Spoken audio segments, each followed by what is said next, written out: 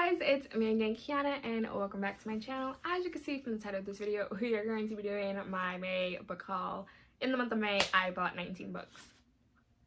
Well, technically 18 and I won one in a giveaway, but still, that is a lot. I'm going to talk about first the two ebooks that I bought. The first one I got for free for Prime Reading, and that is The Rest of the Story by Sarah Dessen. I do not know a lot about this. I know it's one of her another summer romances. I usually enjoy Sarah Dessen's books a lot, so that's why I got it. I need help. The second ebook I bought is Moment of Truth by Kasie West. Again, I do not know a lot about this. I usually adore Kasie West's books, but recently the newer books that she's been releasing, I've been having trouble with. So hopefully I will enjoy this one better than Fame, Fate, and the First Kiss. So then let's talk about all these books I have here. I'm going to save all the graphic novels for last. So yeah, let's talk about this. I forgot that this book was getting released in paperback, and that is The Red Scrolls of Magic by Cassandra Clare and Wesley Shu. This is the book that follows Magnus and Alec, and I absolutely adore this. This is literally why I want it. I bought it for a cover buy because I already own it in hardback. So this takes place like in between the Mortal Instruments, but it follows Magnus and Alec, which I really enjoy because I love reading books from Magnus's point of view, and we don't really see in the Mortal Instruments much of Alec. So you should check this out before the second book, The Book of White, comes out. The next three books I bought, I have already read, but I didn't physically own. I had rent them as ebooks from my library, and that is The Young Elites, The Rose Society, and The Midnight Star by Marie Lu.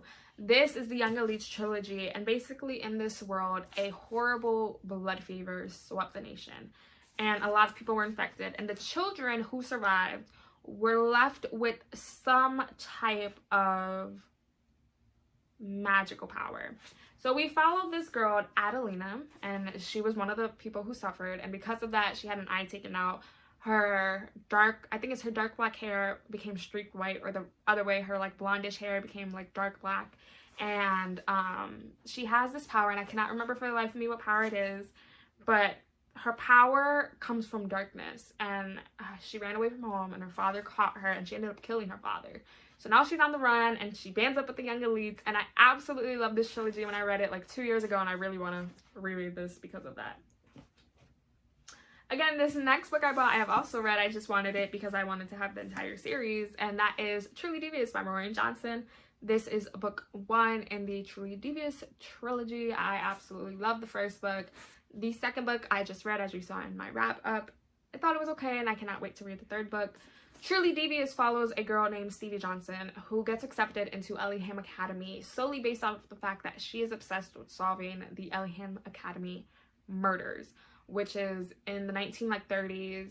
The headmaster's wife and daughter gets kidnapped and killed. The wife's body is found, but the daughter is never, and Stevie is literally obsessed with this case. I adored the first book. First book was 5 out of 5 stars. Second book was 4 out of 5 stars. Can't wait for the third book.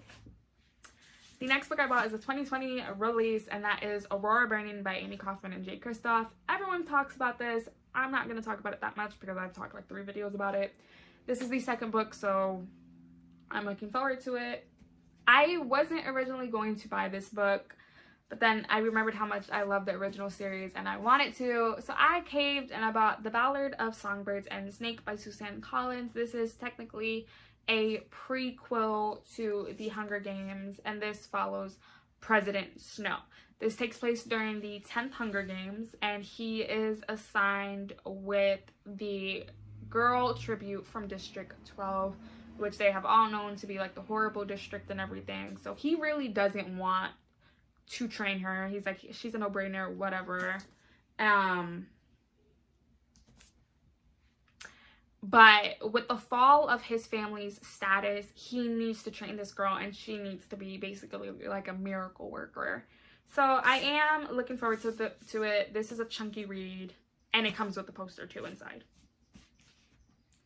The next book was from Owlcrate. I'll link my Owlcrate unboxing up on the eye, and that is Bone Crier's Moon by Catherine Purdy. I think that's how you say her last name. And in this world, well, in this story, bone criers have a secret duty. They alone can keep the dead from preying on the living, but their power is to ferry the spirits of the dead into Goddess Alera's night heavens or Tyra's underworld to come from a sacrifice. We follow a girl named Alyssa, and she has been literally prepared since birth to become the matriarch of the Bone Criers. But first she must complete her rite of passage, and is to kill the boy she is destined to love. And then we also follow a guy named Bastien, whose father was slain by a Bone Crier, and now he's on vengeance to basically kill all the Bone Criers. When I first read the synopsis and saw this, I wanted to buy this so bad, but something said not to, and I'm so happy I got this because this OwlCrate edition is beautiful, and I cannot wait to read this. The next book I bought was House of Salt and Sorrow. And listen to me, I know this was an OwlCrate box that I chose to skip, and I regret that immensely because so many people said that it literally says on the back, an eerie, lovely 12 dancing princess retelling full of ghosts, gods, and a fantastic waterfront world.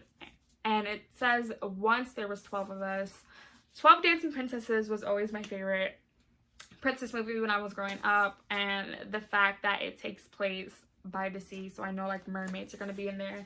Can we just talk about this? Like, it's gorgeous. I literally bought it for the fact 12 dancing princesses, and it takes place at the sea. It roped me in. And then this was a book I won in an Instagram giveaway, and I was very excited because a lot of people love this, and I enjoyed reading one of her books, but I've never continued on. And that is The Shadow Between Us by Tricia Levenseller. All I know about this is that it follows a girl and she wants to kill the king. I do not know why she wants to kill the king, but she wants to kill the king. She ends up marrying him and she wants to kill him, but then she learns his enemies are after her. So she marries him to protect him from other people killing him because she wants to kill him. It's a standalone fantasy. That alone roped me in, and then when I read that synopsis, that roped me in as well. And it's very small, so we know a lot is going to happen in that very small amount of book. The last book before we move on to the graphic novels is... The next is my book of the month, and that is Frankly in Love by David Yoon, who is the husband to Nicola Yoon, and I literally bought this for the hype of the book. I caved in. This follows two friends. It's one fake dating scheme, which I absolutely love. What could possibly go wrong? Frank, who is Korean, and his parents want him to meet a Korean girl. His girlfriend isn't Korean, so he fakes date his Korean friend to basically please them. A lot of people enjoyed it. Hopefully I can enjoy it as well. I then bought graphic novels up the yin yang. I bought Giant Stay Volume 9, 10, and 11 to continue on with the series. Everyone knows the series. I talk about it all the time. We follow three girls, Susan, Esther, and Daisy, who are best friends, and they're going through university together. I then bought Monstrous Volume 3, Haven, by Marjorie Louis and Sana Takeda, and I absolutely love this series. It's like steampunkish, and it's really, really like deep and evil, and it's freaking amazing. We finally got picked up, like the news that there's going to be a 5th graphic novel, so I can continue on and be caught up to date. I then bought Rat Queens Volume 7. We're not going to talk about this. I was very disappointed in this. And then finally, I bought Heartstoppers Volume 1 by Alice Oseman. I enjoyed the hell out of this book because it is a gay romance, LGBT awareness. I enjoyed it. It was so cute. It was so loving. I had to speed through those. But yeah, that is all of the books I bought in the month of May. Hopefully in June I don't buy as much. But yeah, I'll be leaving here 2 videos. Honestly, feel you guys should go check out. I try my hardest to post 3 times a week, and I'll be seeing you guys